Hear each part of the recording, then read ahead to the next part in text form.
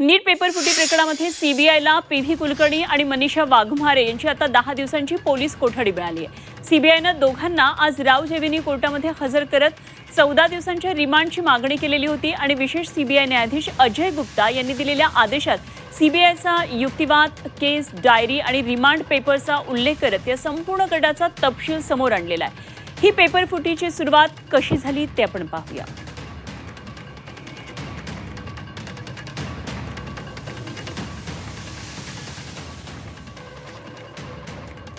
तर आरोपी पीव्ही कुलकर्णी आणि मनीषा वाघमारे संपूर्ण रॅकेटमधले महत्त्वाचे चेहरे आहेत।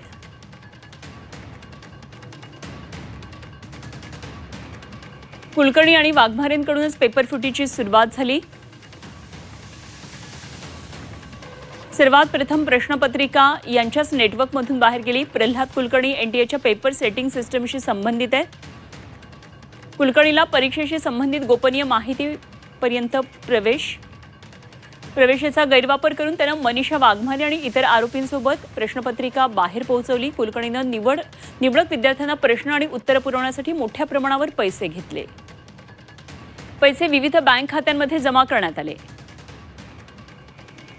परीक्षा संपल्यानंतर हातानं लिहिलेली सामग्री नष्ट करून पुरावे मिटवण्याचा सीबीआयचा आरोप आहे। तर मनीषा वाघमारे या संपूर्ण नेटवर्कमधला एक महत्त्वाचा चेहरा आहे।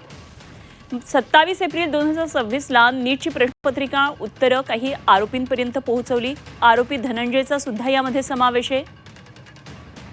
तर मनीषा इतर आरोपी आणि एनटीएशी संबंधित एका सरकारी कर्मचाऱ्याच्या संपर्कात होती। प्रश्नपत्रिका सर्वात आधी कुलकर्णी आणि मनीषाच्या नेटवर्कमधून बाहेर आली। आरोपी धनंजय लोखंडेला मनीषा वाघमारेकडून पेपर मिळाला। त्यानंतर पेपर शुभम खैरनारकडे गेला। हा पेपर यश यादव, मंगीलाल खटीक, विकास बिवाल, दिनेश बिवाल यांच्यासह इतर आरोपींपर्यंत पसरवण्यात आला।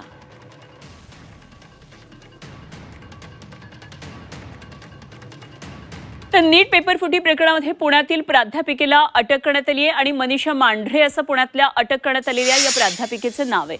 मांढरे जीवशास्त्राच्या प्राध्यापिका आणि एनटीए पॅनलमधल्या सदस्य आहेत। तर मांढरेला आज दिल्लीमधल्या कोर्टामध्ये हजर करण्यात येणार आहे। त्यामुळे आज दिल्ली कोर्टमध्ये या संदर्भात काय नेमक्या घडामोडी घडतात हे पाहणं खूप महत्त्वाचं ठरणार आहे। नीट पेपर फुटी प्रकरणामध्ये आणखी एक मोठं नाव पुढे आलेलं आहे, ते म्हणजे मनीषा मांढरे। आज दिल्लीतल्या कोर्टामध्ये तिला हजर करण्यात येईल।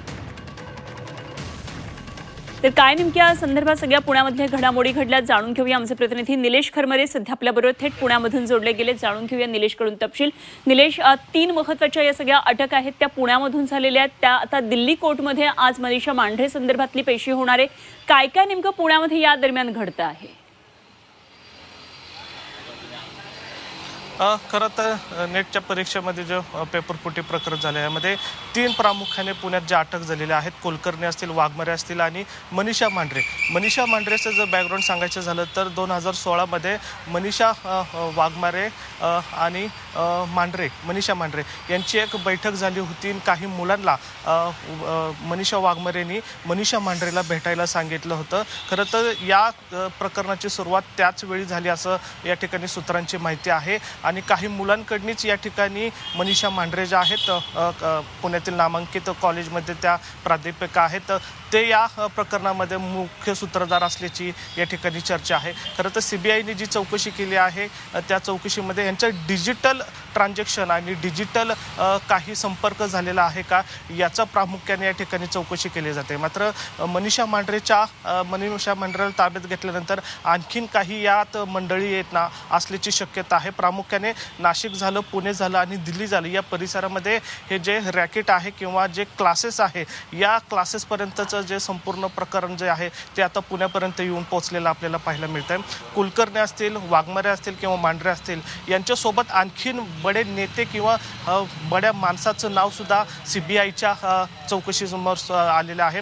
कोर्टासमोर त्यांना हजर केल्यानंतर या सगळ्या प्रकरण आता समोर येईल। मात्र सीबीआयला काही अवधी आहे, कारण 10 दिवसाची आता कुलकर्णींना कोठडी तर मिळालीच आहे, त्या दरम्यान त्यांची चौकशीसुद्धा सुरू असल्याचं पाहायला मिळतं आहे। मात्र मनीषा मांढरेकडनी काही महत्त्वाचे धागेदोरे जे आहेत ती CBIला मिळण्याची शक्यता आहे. अर्थात आता राजस्थानमध्ये जे SOGची चौकशी झाली होती त्या चौकशीमध्ये या सगळ्यांचं ट्रान्झॅक्शन असेल किंवा डिजिटल त्यांनी एक प्लॅटफॉर्म तयार केला होता की ज्या माध्यमातून त्या मुलांपर्यंत पोहोचत होते. विशेष करून 12वी नंतर जे पोरं जे आहेत किंवा विद्यार्थी आहेत त्यांच्यापर्यंत पोहोचण्यासाठी या छोट्या छोट्या कॉलेज असतील किंवा मोठे कॉलेज असतील यांचं एकत्रीकरण कसं करता येईल ही जबाबदारी जी आहे ती पुण्यातल्या शिक्षक किंवा जे आत्ता ज्यांना ताब्यात घेण्यात आलेलं आहे त्यांच्याकडे दिली होती. त्यामुळे ही मोठी घडामोड आहे आणि या पुण्यातील हे जे 3 जण आहेत त्यांच्याकडनी मोठी लिंक जी आहे ती समोर येण्याची शक्यता आहे.